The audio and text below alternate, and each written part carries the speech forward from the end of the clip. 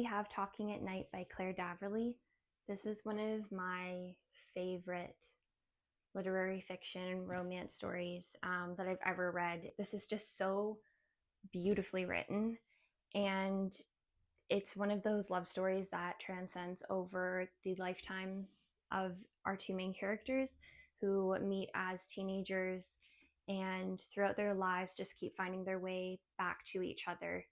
And it's all about grief and getting through that and discovering yourself through some of the heaviest and darkest periods of your life, and the power of love.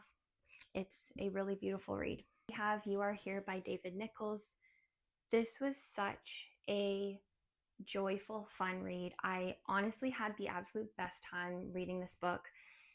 It follows our two main characters who are getting older, and they're very aware of that, and neither one of them are in a very happy place in their lives, and they end up going on this really epic hiking adventure that's arranged by one of their friends, and they just kind of get stuck together on this big trek, one of them being a very outdoorsy person and the other one not at all, and they get on each other's nerves a lot, and just all throughout the story they end up developing this really unique friendship. And it's such a fun, beautiful read about how it's never too late in life, and I just pick this one up. You will have the best time, I promise you.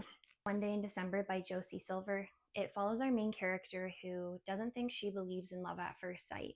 And there's this chance encounter with a man that she sees through a bus window. And they just have this really intense eye contact that makes her, I don't know, makes her feel something. She's really curious about this person.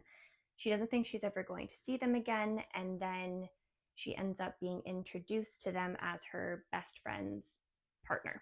And all throughout the story, we just have all of these missed connections and things in their lives that keep bringing them back together. Next, I have You Again by Kate Goldbeck.